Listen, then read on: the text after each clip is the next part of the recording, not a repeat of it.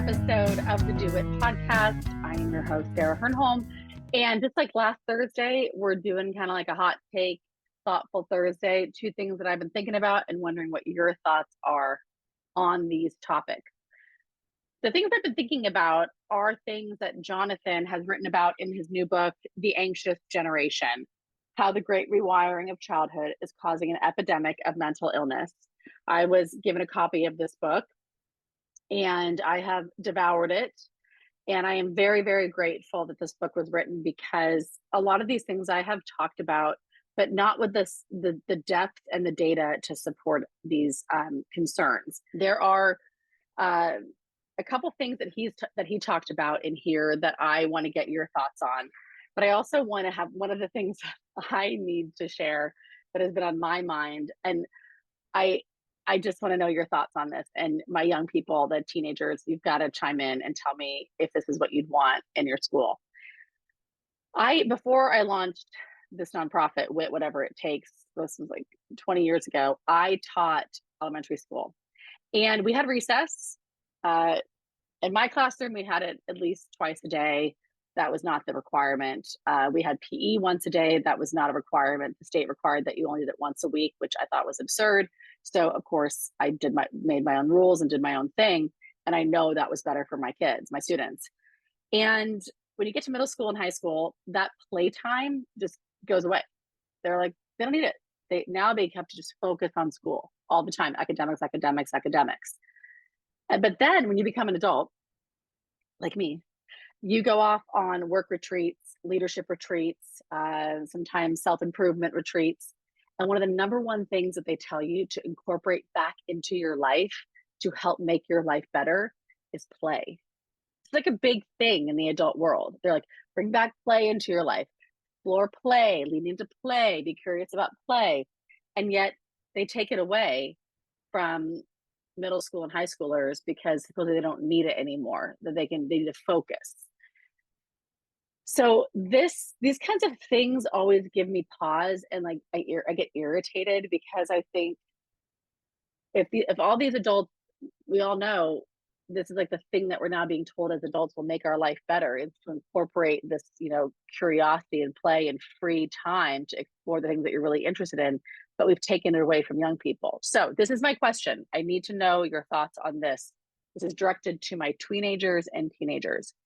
If your school gave you a 45-minute block and you could fill it with anything that you wanted, what would you fill it with? I want you to comment on this, because I think this is going to be one of my next Today Show articles. So many adults think that if you give kids the reins, they're going to just abuse it and they're going to waste their time. I don't think that's true. I think young people deserve more respect. I want to know what you would do with that time. If you had a 45-minute quote like free period and you could fill it with anything, I'm talking like an art class, a PE class, a trades class, a business class, like what would you want to do? And how could it, like, think about the thing that would make you feel that feeling that we have when we're playing, like you lose track of time and you just get to go do that. I'm just really curious. So let me know your thoughts on that. The next thing I want to get your thoughts on is something that Jonathan talks about in his new book, The Anxious Generation. No social media before 16. Agree, disagree? To my 17-year-old that have been on Instagram since 11, did it make your life better? Did the good outweigh the bad? And if you could go back, would you say, I wish my parents didn't let me get it? I think it would have been better if I didn't have it. When you think about the things that have caused you the biggest, the most sadness, because truly that's what I've seen with young people that I work with when we talk about the bullying that's happened on Snapchat and Instagram, being left out, the tagging, the untagging, the finstas. Would your life have been better if you weren't on it? And what age do you think a young person should be able to be on social media? There's an interesting thing that I heard. I was listening to a podcast today when Jonathan was on it. I think it was the Joe Rogan podcast, and I'm paraphrasing, so please go listen to it to get it correct. He talked about uh, a young girl who basically said she would like to not be on social media, but she would also like to know that other young people aren't on it. And I wonder if that's some of you. Like, would you be more willing to stay off of it or be on it less if you knew that other people weren't on it? Is there not just a fear of missing out, but maybe it is fear of missing out? I talked to one, she's in her 20s, influencer for something else that I'm working on. And she wanted to go away on this retreat that she thought would really help her as a leader. And I said, you should go. I've gone on it. It's amazing. You should go. But you can't use your phone there. And she's like, I can't do it. And I was like, why? I mean, it really is like she knew it was going to be good for her. And she's like, because I can't use my phone. I'm like, oh yeah, no, I know. Same. It was hard for me too. But you make the adjustment and it's so good. And she said, I would be afraid to come back on and see people see hate messages and not be able to, and have them have gathered over the week and not be able to delete those. Oof, like that hit in a way of like, wow, like you really are making life choices based on haters, like people like you don't even know. And she's not the only person doing it. So there's no shade or judgment to her. It's like this is like a real thing that people are struggling with.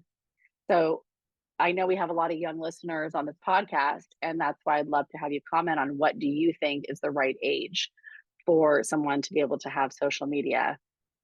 And if you've been on it since you were like 11 or 12, or I'm curious if you wish that you had not been allowed to do that, and just your thoughts, because that's what these Thursday podcasts are about, like Thoughtful Thursday. What are your thoughts? Those are my thoughts that I have for this week and my opinions on the school day structure and why I do not agree that play and independent time and hands-on learning seems to go out the window when you go into middle school and high school, and then you become an adult and you pay all this money to go on these leadership retreats only to find out that you need to play more. Please, everybody, get this book, The Anxious Generation. And if you are a teacher who is teaching at a school that is a no phone zone, I'd love for you to reach out because I'd like to have you on the podcast. If you are a teenager who's attending a high school that is a no phone zone, I'd love to have you on the podcast to hear your ideas, your experience. Okay, go get it. Anxious Generation. You can pre-order it. Thank you, Jonathan, and your team for putting out this book. It is going to change lives, and there are tools in here for how we can turn it around. So it's a hopeful book. Of course, you got to get the data to understand where we are at, but then he provides tips and tools for how we can do better. Okay, until next time, keep doing whatever it takes. And wherever this finds you, I hope it finds you making it a great day. And if it's not a great day, you can always turn it around. One of my favorite ways of turning a day around is by just doing a random act of kindness for somebody else. Get outside yourself, stop thinking about yourself, and go do for somebody else. All right, everybody, go do WIT. Thank you for joining us for another episode of the Do WIT podcast. Don't forget to like, share, subscribe, and comment with your takeaways. And if you want to join WIT, you can check out our summer classes at doingwit.org, and maybe we'll see you on the podcast and in our classes. Keep doing WIT.